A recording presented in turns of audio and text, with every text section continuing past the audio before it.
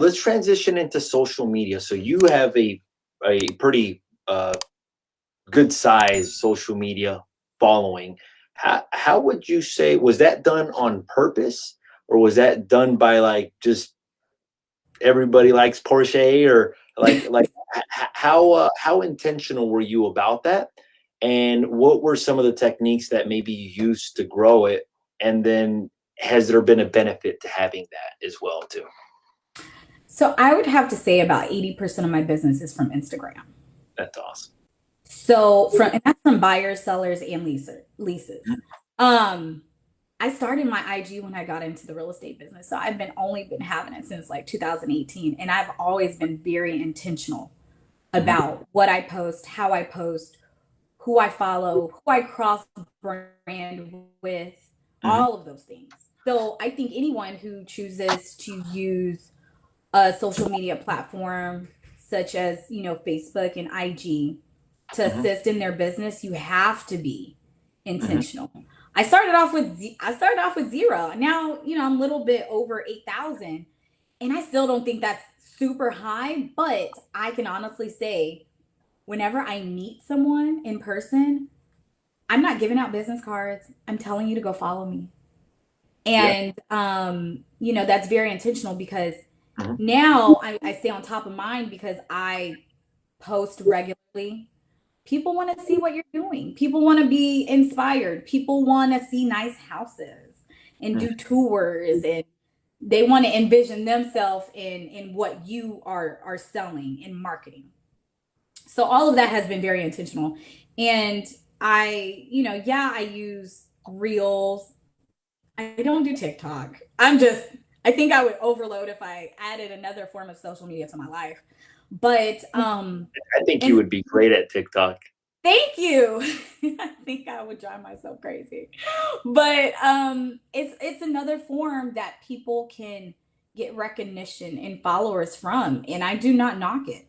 You have people on here dancing, you have people on here doing all of these different things to catch attention.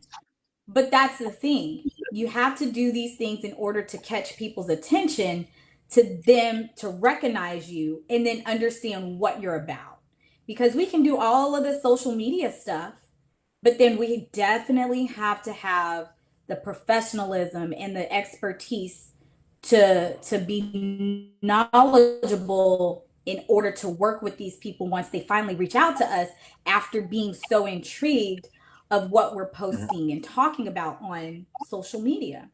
So, whenever I have the opportunity to join someone on a podcast, I'm cross branding. I want you to get the recognition. I want people to see what I'm doing.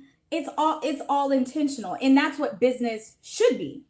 Yeah. We have to have goals and objectives that are obtainable and actually follow through with them. I'm sure you have a marketing strategy in place specifically for this. Social media is one of those tactics. It's business, and it's the fun part of the business, but it's not always easy.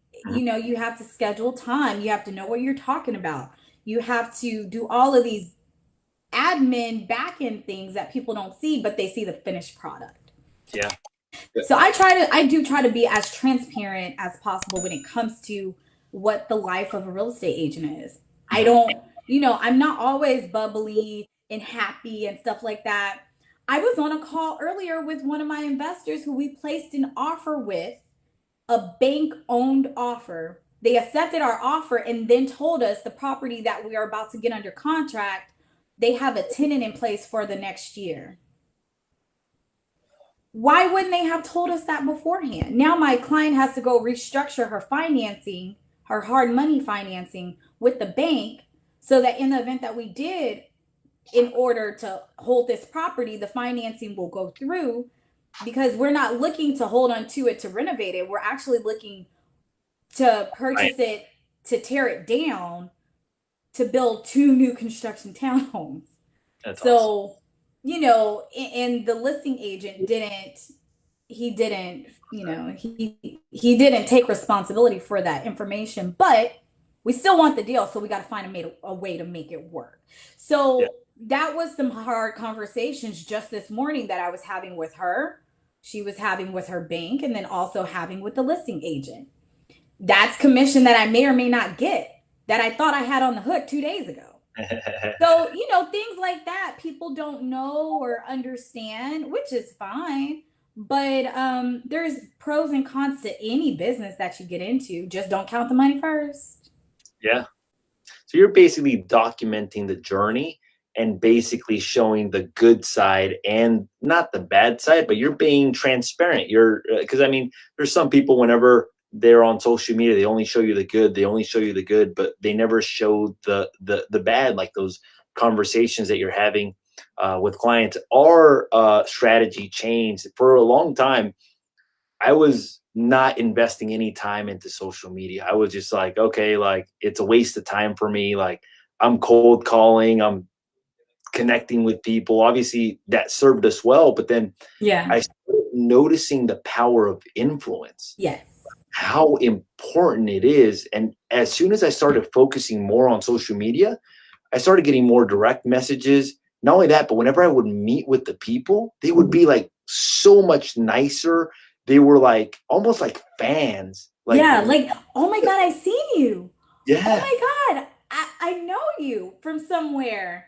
I get it. I get it all the time, like, hey, I've been following you. Or if someone is interested in, my services, they'll let me know, like, hey, I've been following you for a minute and I'm just now reaching out because I'm interested in A, B, or C. So the power of social media is very powerful. And at the end of the day, real estate agents, we are lead generators. If mhm, we don't have any leads coming in, we don't get business. yeah, So, it could be at one point it was door knocking.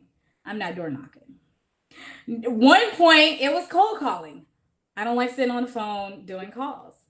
I love communicating. I love being visual. I want people to know me, see me, understand me, and like me enough to want to do business with me. mhm, And then I'm building my business off of the brand that I created for me personally. And it sounds like the same thing that you have done because we get to live on digital for longer than a quick conversation we have with someone. yeah. So, a lot of people, no matter what business you're in, social media has to work for you. Don't let social media get to you. It has to be able to work for you. That's awesome.